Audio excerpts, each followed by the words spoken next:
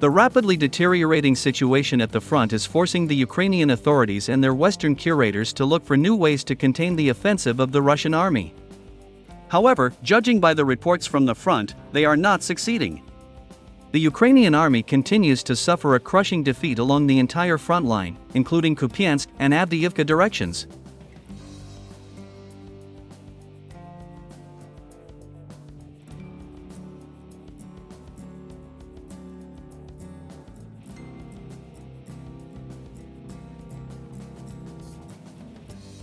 Moreover, it seems that General Zaluzhny's forecast for Avdiivka is beginning to come true.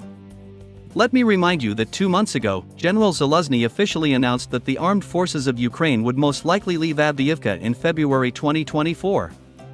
And judging by the reports from the front, the Ukrainian army, indeed, will be forced to leave Avdiivka by the end of February this year.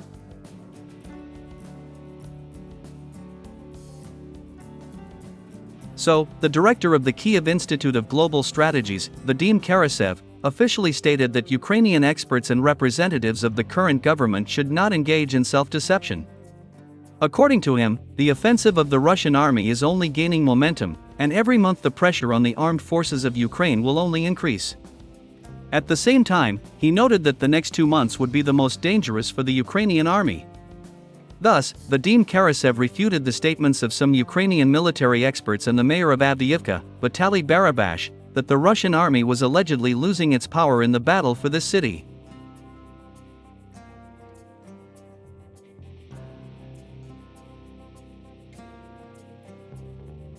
Moreover, as a result of yesterday's breakthrough of the Russian army in the north and south of Avdiivka, the situation has deteriorated sharply for the Ukrainian army itself.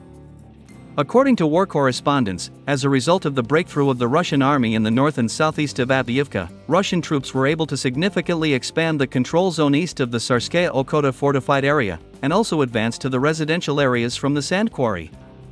At the moment, the Russian army is fighting on the streets of Sapranova and Donetskaya. Moreover, the Russian troops also managed to gain a foothold on Stepnaya Street. Thus, it can be stated that the battle for Avdiivka has entered the final stage, and that the retreat of the armed forces of Ukraine from this city will not be long in coming.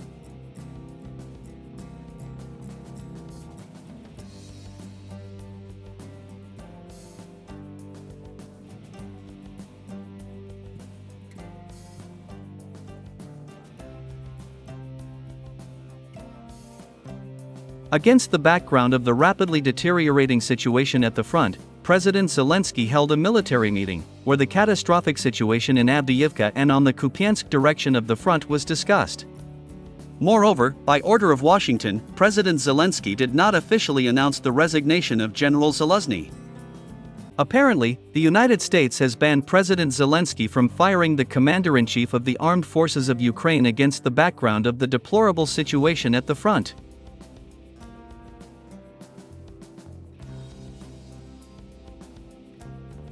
In addition, the United States also ordered German Chancellor Olaf Scholz to allocate €7.6 billion to Kyiv for the construction of the Ukrainian version of the Surovikin line. By the way, Zelensky has already thanked the German Chancellor for the money provided.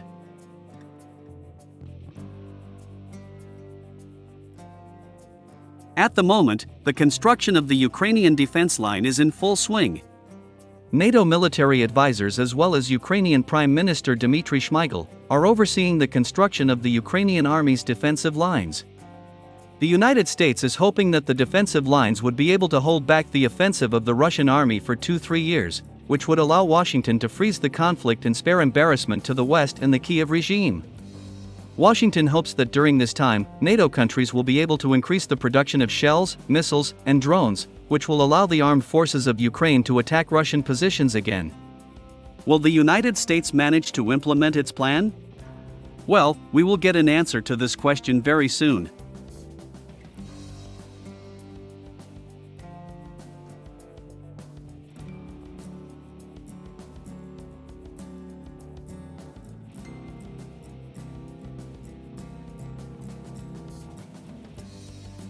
Meanwhile, Ukrainian and Russian politician and statesman Vladimir Seldo said that the Polish mercenary, who was captured on December 19, 2023, in the Kherson direction of the front, expressed a desire to side with Russia. Moreover, Vladimir Seldo also posted a video with a Polish mercenary where he, in the form of a Russian soldier, calls on the Poles to join Russia and liberate not only Ukraine, but also the whole of Europe from Nazism.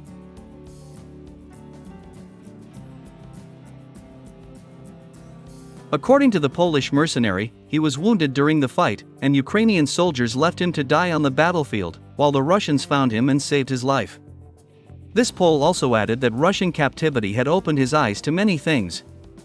He said that his desire to fight for the armed forces of Ukraine was a big mistake, and that now his main goal is to fight Bandera's supporters on the side of Russia.